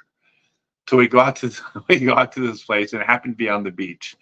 And we're sitting there and every day we're just exploring the island and doing stuff. And finally, on the third day, maybe, I was like, I don't even know if it was me. One of us was like, all right, you want to go sit in one of those, because we see it from our window. We're like, do you want to go sit in one of those chairs down there? Because that's the kind of what people did. And we're like, all right, let's give it a try. Yeah, I think there's some hot tubs down there too. Yeah. Oh, that's right. Yeah. So we put on suits. We went down. We sat in the chairs. We sat in the chairs, like on the beach for like how long was it? You say 5 minutes. I swear it was 3. It was 3. We're like no. No, we got to go. So bored. Are we done with this yet? This is absolutely horrible. We got to go do something. And I'm not suggesting there's anything wrong with the beach. I'm saying everybody likes different things, but what we like is to go. And even I remember specifically on that day, we're like, what are we going to do? The thing we chose to do that day was, they have this thing called Grab, but it's like Uber. It's in Southeast Asia, and you book your ride and you tell them where you want to go. You just tell them in advance, because they're going to charge you before you go. And you could get all the way across the island of Batam for like 75 cents or something, right? Because it's just, the economy's different there. So we booked the Grab, and we just picked a spot at the far end of the island to take us there. And so we got in the Grab, and we were just driving through the island, and we just saw this little village off to the side. It was literally a village. I mean, there's like shanty housing. There's a couple like real houses, but there's people not living in houses either. And we're like, drop us off there. Driver's like, no one goes there. Nothing there. There's nothing there. And we're like, what are you talking about? This is going to be. And so he dropped us off and then took off. And then we just wandered into this village. No one speaks any English. They'd never seen tourists before, I don't think, ever in their entire lives. Just met people. And next thing you know, we're having lunch in someone's home with them. And this woman baked us a cake in their alleyway. And people are taking pictures with us. But none of that involved having stuff. It involved us just doing a thing that was weird, that was different. And by the way, you can do this. There's certain places in the world where, I wouldn't do this in, there's sub-Saharan Africa. I wouldn't do this in certain places in Central America. Yeah, there's places where you don't do this. But you're in Indonesia, except for a couple little islands really down south, it's 100% safe. So the worst that happens to us is we get mosquito bites and we have to walk back to our hotel. But nothing, we're not gonna get robbed. There's normal stuff like pickpockets. That's just a matter of not being just being aware of your surroundings to make sure that stuff stays safe. You do your research too. But the culture of those islands. Yeah, the most unsafe you will feel is when there's when we were in Europe, the Romani people, because they're known for they're like a little gang. They are. They're an organized crime. When they're there because the other people are closing the doors. Everybody goes in. Yeah, other than that, nowhere else have we felt No, unsafe or UK. all, like, yeah. Yeah, UK. Oh, UK. Outside the UK. UK was sketch. And there's places like yeah. Somebody Berlin and asked stuff. about international travel, like different. Yeah. How do we take care of each other during it? Keeps going. That's just keeps going. Yeah, but this person says he wants to. No. That's it. Yeah. All right. So All right. okay. Take this one off since we're not answering that one. All right. What are the questions? Disc golf groupies. Use them and throw them away and notch my bedpost. You don't need them. No. I don't. No, that was the last one. Oh, someone said I don't need them. Downsizing. Okay, so I go from 4 groupies to 3. Stress reduction while you're on the road. It's better not to feel stressed to begin with. Right. Like getting stressed out. Like it's that roller coaster analogy I used earlier. Like you can plan so many things. You can see the entire route that the roller coaster is going to take. And you see the upside down parts and you know when it's going to go downhill really fast. But sometimes you might still feel like it's not going fast enough to put me upside down. I don't like the way this feels, but you have no choice but to take the ride. You don't have control. You don't have control of like the things you don't have, like you can't get upset over things you can't control. And it also doesn't make sense to get upset over things where getting upset doesn't make it better. Like there's situations where, I mean, like there's situations where getting upset, conveying that emotion to somebody will achieve a goal that's maybe important. Letting someone know how serious you are. Maybe you work in an industry where you feel like you need to yell at people to get them to work. I mean, I've never worked certain industries, but I'm sure that's relevant in some industries. And I'm sure if you're in the military, you don't politely ask soldiers to follow orders, right? Like, but barring getting angry, accomplishing something, it doesn't make any sense to express it. Like you can feel it, but you don't want to express it, right? Mm-hmm. And we talked earlier about how making the compartment about us, not letting negativity from external things affect the relationship between us. This is the same kind of thing. If you got angry about the traffic all the time, like then I'm going to feel anxiety about you being angry about traffic. Like that doesn't. Well, that's not fair to do to you. That doesn't make the interaction, like we're just sitting in the car. It doesn't matter what's going on outside. Yeah, like I can't stand, and this is just personal taste. I can't stand like having someone who's like stressed out or angry, and like if I mention that it affects me, they're like, "Well, I'm not mad at you." Well, no, but it still affects me. Well, should it affect me? No, absolutely not. If I was a perfect, flawless human being, everything that went on inside your head wouldn't affect me. But I'm not perfect. I'm imperfect, and I do feel things that you feel, and like your stress and your anxiety affects me, and vice versa. Yeah. So like if I'm feeling stressed out, I'm not going to express that. I can talk about it because I can talk about it in a non-stressful way, but I'm not going to show or get frustrated or mad because I know it doesn't make you happy. Mm-hmm. But it's also, I expect the same in return. It's not like it's one way. It's not like you're allowed to have all these negative emotions that, like, oh, here we go. Let's see. So, yeah. So as far as that, we want to talk about, someone asked what we do, like as far as music or podcasts and stuff. We'll get to that. But Morgan had a question. With all the traveling, I'm sure you had funding set aside. How often do you fly by the seat of your pants or going event to event to gather enough funds for the next event, especially since you'll be giving your winnings to specific organizations? This is a great question. Okay, I will tell you about money because money. So not really. I'm a financial planner's worst nightmare. Would you agree? As your bookkeeper, yeah. I'm pretty bad. Let's put it this way. When I was, God's honest truth, when I was in Europe last summer, I won $2,000 at the All-In Open.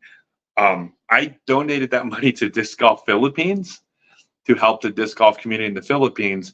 And then a week later, I told her to book us a ticket back to America. And she says, we don't have enough money to fly home.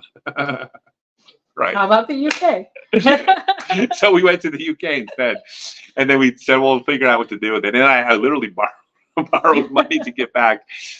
So here's the thing. Yeah, it is okay. So big picture, when I'm working really, really hard and I'm just doing clinics and I'm teaching my classes, I make far more money. I do really well. I make far more money than it takes me to live, and we can live very comfortably. When we are traveling in countries where there's no clinics to be run, money depletes. And when I'm doing pro tour events, money depletes. I spend more money to compete at a pro tour event than any other player on tour, because the week I'm in Des Moines, I can make $10,000 teaching disc golf, doing my full day seminars, 2 or 3 full day seminars, and then a couple clinics. I don't make that because I'm teaching a disc golf, because I'm competing at the Des Moines Open. Like, that's how much money I lose competing. So it's actually really funny. We are in a unique position, and this is, I don't project this onto anybody else because everybody's got different situations. I'm fortunate that I've built my business to this position, but I'm in a position where I can always make more money. I can always book clinics. I can always book seminars. Because of all of you. Yes, because all the people that come out. So I don't worry about money because I can always make more. Now, if you or anyone else was in a situation where you have a salary every week, you're trying to save for your retirement, you're trying to pay your bills, and you know how much life costs and how much you make and the gap between the two, then you'd have to be far more careful. And I would too be. I for sure would be. So I'm able to be kind of relaxed about it, but only because I got the means to make money, to make more. One of the deals, remember at the beginning I said I got these needs and wants. One of the things that was on this was on a very short list of things that I'm not flexible on this, is I can't have a partner that worries about money, which seems like a very controlling, bossy thing to say, but this is the truth. When my partners have anxiety over money, it paralyzes me and it harms my ability to make money. Strange as that sounds, because I'm dealing with anxiety when I should be dealing with my business. So the deal was, you don't stress about money, you don't worry about money. Money isn't your problem. But what I offered you in return for that was, I will make enough money to do the life we want to live. Mm-hmm. So it's not like I'm asking for something and not reciprocating by giving something in return. So the responsibility is on me. All she's got to do is just let go and just trust. Whenever I've had partners worry about money, I felt like it meant they didn't trust me. Like I've had partners, and again, I'm not knocking my ex. I mean, every one of my partners, do I ever talk bad about my partners? No. I don't talk bad about anybody. No. So this isn't a bad thing. I'm saying this is just the relationship situation. Is I would be in a relationship for 2 years where I'm responsible for paying the bills, and I haven't not paid the bill in 2 years, and yet they're worried about the money coming in next month. And I've always that hurts me, because it feels like 2 years I haven't failed, and yet you still don't trust me. That was painful for me, so I decided going in, I'm never going to be in that situation where I feel that pain of not being trusted again. I'll do my job, but you have to trust. So we fly by the seat of our pants, but she just trusts that it's going to be fine. So she didn't stress out. She goes, we don't have enough money for the plane tickets to Europe. She trusted that I would come up with the money to get back home, right? And right. And we ended up going and doing the retreat in Scotland. I ran two 4-day retreats, and then I even borrowed a little money to get back home, and then I booked a bunch of clinics and paid the money back. It wasn't a big, it's not a big deal. It's also a different perspective that I have coming from where I did. I had been on the road for more than 7 years, working job to job. I know there's always an opportunity to make more, to earn something. If something unexpected comes up, maybe that means I got to stay in this place a little bit longer and I need to make it work until I can figure it out. But there's always solutions. Any little bump in the road is not going to break it. It's not going to stop forward progress. Yeah. It might slow it down for a moment, but we're not dead in the water. So we just find a new way. Like, as long as I have food to eat that day, somewhere warm to sleep or cold, then you're fine today. then today's okay.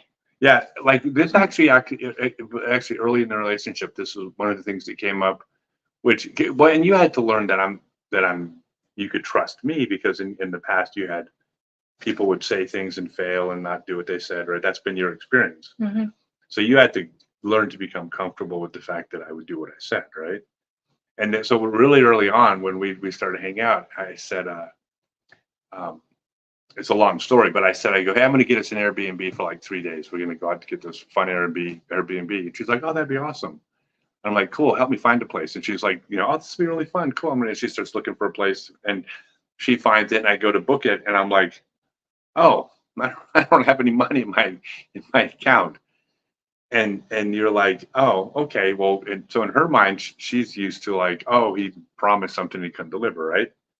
And I was like, what, an hour? I said, hold on a second. So I went and posted to a couple of disc golf clubs. Hey, I'm offering video lessons. You can book them. Blah, blah, blah, blah, blah. Within like an hour, I said, okay, I got the money. Go book that Airbnb. And it's like, I never even asked you about that. Did that surprise you?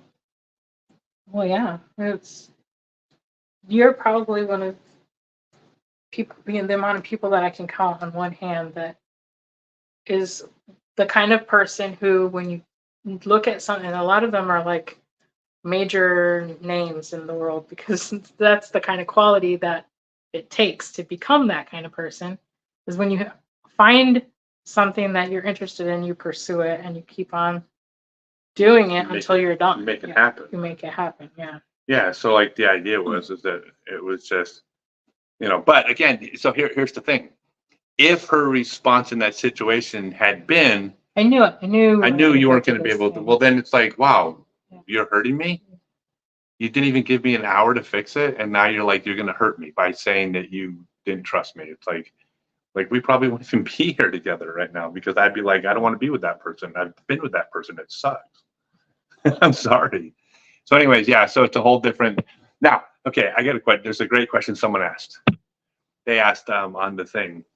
This is going to trip y'all out, I think. Compatibility as far as what we listen to on the radio, podcasts, musics, or audiobooks. Which is relevant when you spend 3/4 of every day in a car, side by side, 24 hours a day. All right, you ready for this?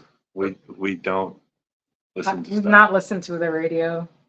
I listened to one book because I made her listen to The Moon is a Harsh Mistress. That was required dating thing. It's like, if you haven't read this book, we're not in a good fit.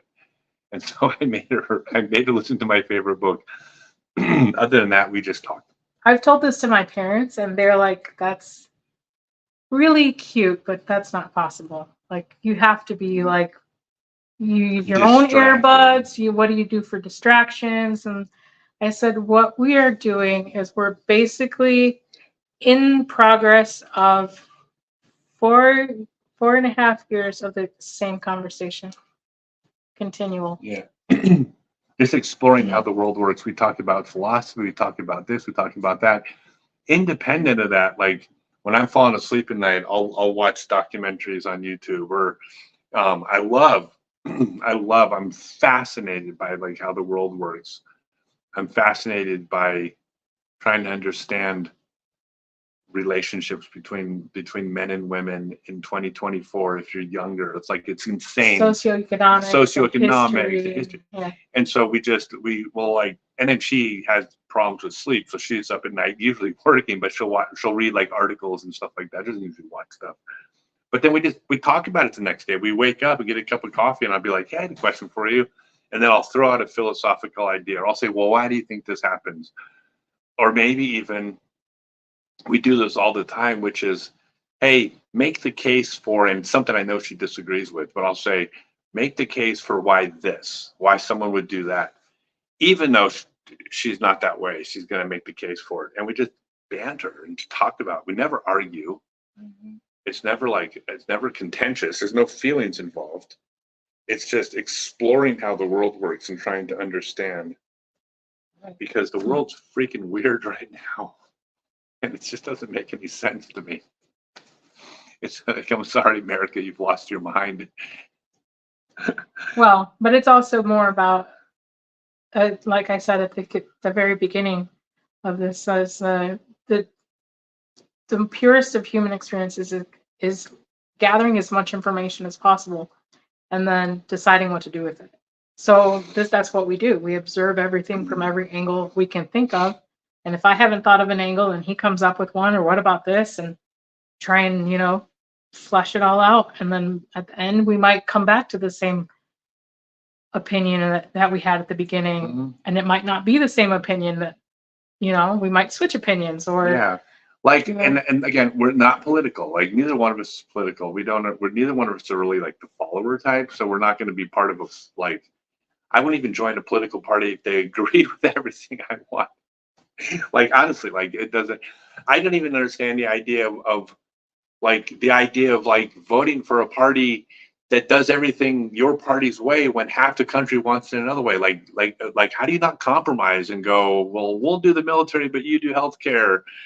And I don't understand any of how society works in this way. Like, it does makes no sense, right? So we're not political, but there are people who are in certain political realms that I love, like 85% of what they say. And then they say, they're, and I'm not going to even name names, but they're like famous authors or podcasters or things that are very much on one side of the political spectrum. And I think they have really intelligent, smart things to say about many, many things. And then I just adamantly disagree with them. But I don't have to agree with everything someone says. So it's like my friends. I got friends who voted for Trump. I got friends who voted for Biden. I got friends who will vote for Trump. I got friends who will vote for Biden. I got friends who refuse to vote. And I give a shit who my friends vote for. I don't have to agree with everything my friends say. They're my friends. And so we kind of approach it from that perspective, which is, this is a really crazy idea I disagree with, but I heard this person say this thing. This is the argument that they made. I can't find the flaw in this argument. Where does it break down? And then she'll break it down and give her opinion on it, and and we'll tear apart these people who we like. We'll tear apart their ideas, mm-hmm. And it's fun. And as far as being like compatible for music, we don't really listen to music. It's distracting to me. It's distracting. We don't. When I'm by myself, I do. I don't. I just followed him in a car for 5.5 hours while he threw a frisbee. No. It was 8 hours. It was 8. It was 8 hours. It was 8 hours. In Washington State. She followed me on a dirt road for. And I have video evidence that there was no music on the whole time. I was just there. I mean, I would rather be present and watching what you're doing and observing the sun and listening to the wind blow than have music going. And well, if you're not listening to music or listening to something else, then you're present. We're having the same experience. You're just doing it from a car. Right. We're sharing. If a deer runs by, we both see the deer. Mm-hmm. But yeah, I don't want to be distracted with stuff when I'm and don't get me wrong, this has nothing to do with, this is correlation, not causation. If there was a podcast that was more interesting to me than her, I would tell her to be quiet and listen to the podcast. I would listen to the thing that's more interesting. As of now, I just haven't found anything more interesting. Don't get a big head. But no, but you know what I'm saying? Right. It's like the same thing. We hang out. Some people are like, how do you hang out together so much? Or what do you do? Like, she could buy a plane ticket to Japan tomorrow, and you'd have to keep helping with the business because it's a partnership. But you could buy a plane ticket to Japan tomorrow, and I would drive you to the airport. Like, you're not here because of some obligation or some kind of commitment. Mm-hmm. There's we have no commitment towards each other, right? Right. There's no commitment whatsoever. Every day we do we do what we feel is going to give us the most pleasure and enjoyment today and give us the most happiness. It just happens that today it was with you, and it has been for 4.5 years. But there's no commitment to tomorrow, right? People think that's weird. Mm-hmm. But no, I don't think it's a commitment. There's no obligation. No obligation. No. That's better. Yeah, if I went out right now, went to the course, and then went and hung out with my friends, I could, whatever. That's what I did. And she could do the same. It just so happens we enjoy each other's company more than other people. Fair? Yeah, today. probably works. Maybe tomorrow. Maybe tomorrow will change. When we met, she actually looked on my Facebook page. She goes, I got about a year, don't I? You go through girls about it every 18 months, I think. No, it's about 2 years. I don't go through them. I always like them. For 18 months. Yeah, No. that's what I said. Yeah, that's what you said. Yeah, you're an 18-month contract. Yeah. No, now you're still good. Now you're making me money though, so I have to keep you around longer because you're profitable. You're an asset, not a liability. I just clear the path so you can give you. Yeah. So, anyways, yeah. So that's the traveling together. I think the key to all this is that it's all about just having the same goal to live this life, which means to travel. It means to be able to afford the stuff we want. It means go the places we want to. But this life also includes the happiness, the peace, the enjoyment, the lack of stress. It's all part of we want to live this way. And so anything that doesn't accomplish any of those goals, if it adds stress, if it takes away money, if it, if it takes away our ability to travel, it doesn't matter what it is. Anything that takes away from the goal, we don't do because we both have the same goal. And if one of us does something that takes away from the goal, that actually will come up. It'll be is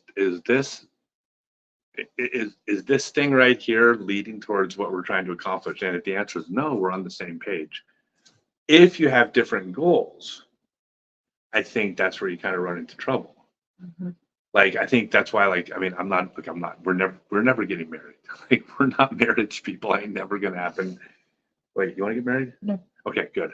Yeah, we're never gonna get married. We're not. But it doesn't mean I look down on the concept of marriage. That marriage is great for certain people, and I think if you're in a marriage and your goal is the success of the marriage, and then when you have children, your goal is the success of the family, you're far better geared towards success if everybody's goal is agreed upon.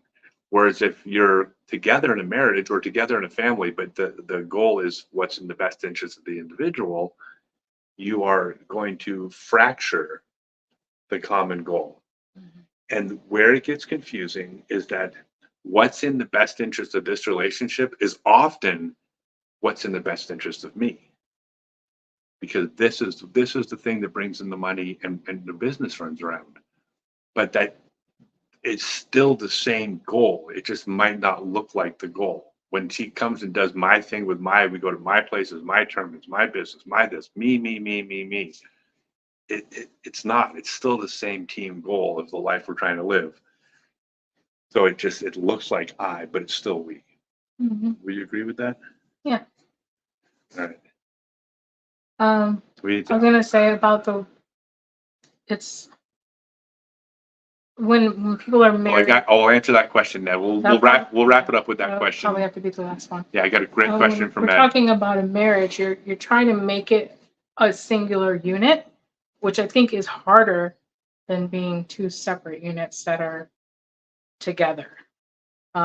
Because when people talk about marriage, they talk about being equal and sharing everything and having the unit that's indivisible.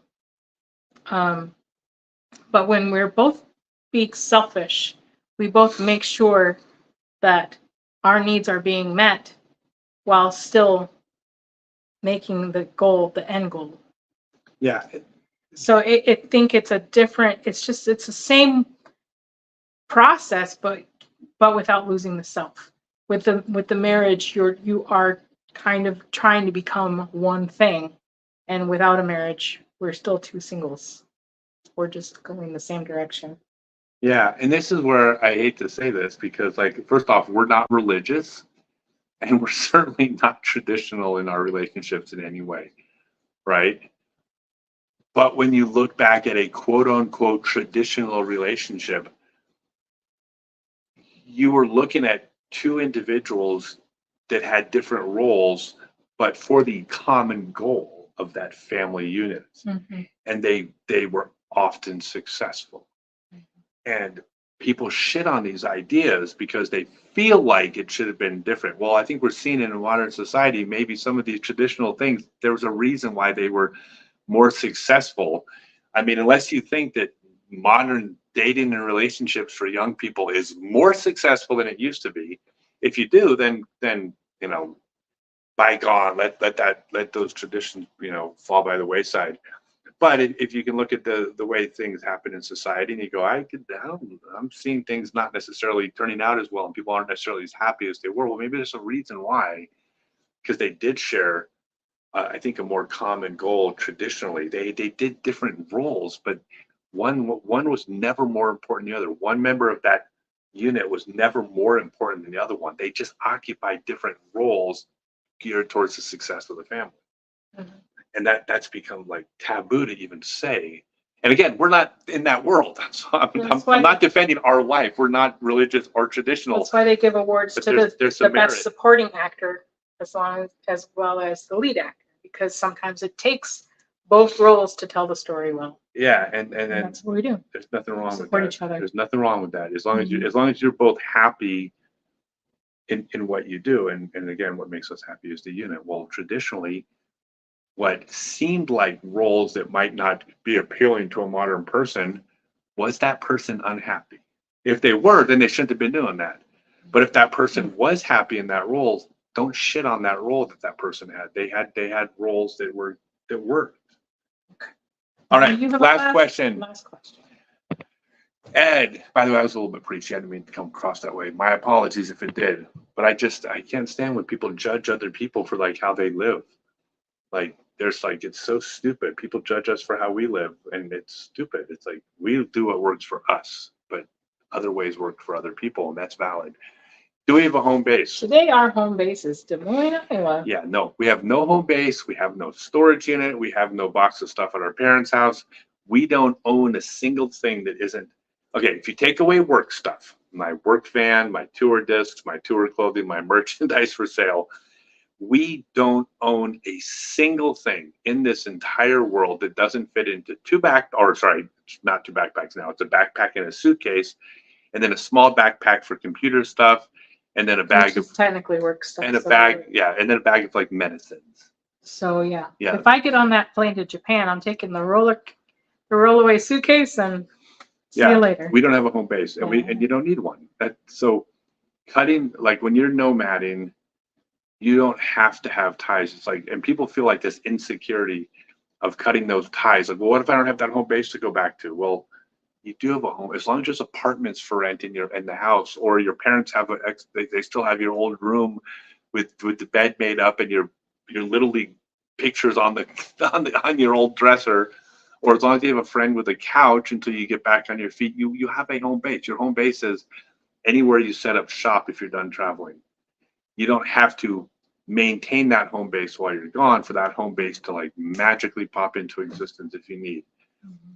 Like if you live a life where you don't have anybody in your life to fall back on, well then build better relationships with people, right? Build better relationships and have better friendships, and because you should have those people in your life if you've built those types of relationships. Mm-hmm. Hey, I was traveling on the road and I ran out of money. I need a couch to sleep on for a month or two while I look for a job. Well, that you should be able to find that, and so your home base didn't exist yesterday, it appears today. Ed says he still fights the urge to wander. He lived that way for 20 years when he was with the Marines. Oh, well, thank you for your service. Thank you. Yes. Yeah. People that judge other people's lifestyle are generally not happy with their own. Yeah, for sure. Welcome home. Des Moines loves you guys. We love Des Moines. I live everywhere. I'll say one last thing about. I got like 4 minutes left, and I gotta go. I gotta teach my online Become a Complete Disc Golfer class. I'll tell you, as crazy as America's gotten, I'm going to leave it with this. It's so funny because the places I grew up were so hip and so cool and had all the art and had all the culture and had all these wonderful things. And for the vast majority of my life, I felt like they were the best places to live. And there's a lot of places out here in Middle America that seem kind of boring and seem kind of blah.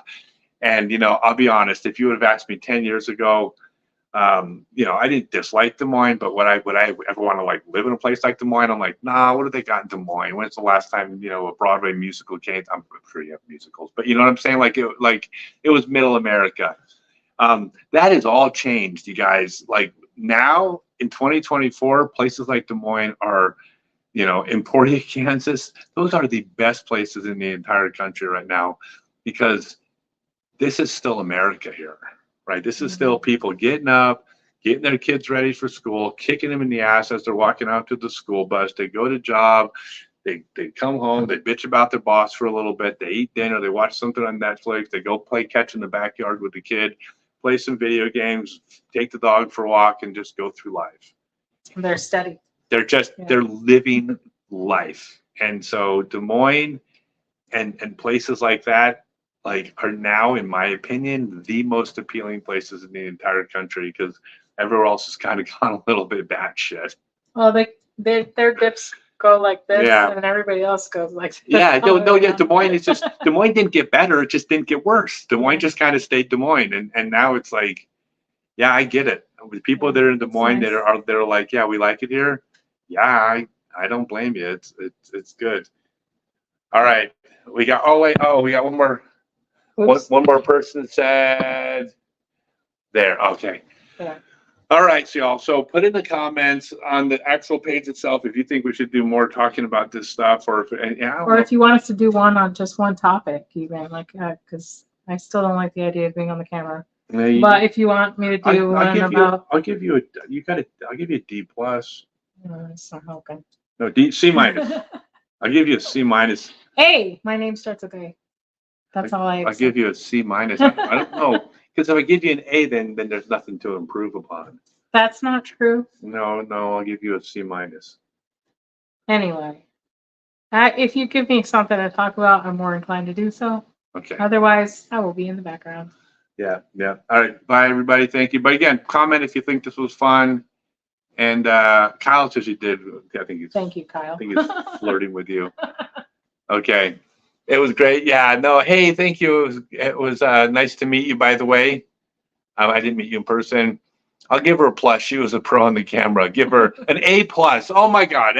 See, I knew it. We'll have to plot them on. Now now you have to deal with all the groupies. Yeah, go ahead and send plenty of fan mail her way. I'm still giving her a C minus, because I got to try to keep her down. Bring up the average. Sell him on it. No, really, you got to sell me though, because I'm the one that I don't want to. If I tried to sell you, that would be illegal. Well, you'd have to. Could I lease you? Pay me out. Could I lease you out? All right, we'll figure it out. Maybe that's our new entrepreneur venture. Hey guys, thank you. I hope you guys have fun. Hi Michelle, love you too. Oh, hi Michelle. Yes, I know you messaged a couple times. I wrote you back a couple times, but we get so busy, it's just insane. But we will see you all again. So please feel free to message or go to post what you guys think, and if you guys want something to talk about something, we'll do that. Other than that, see you next time. All right, we will see you next time.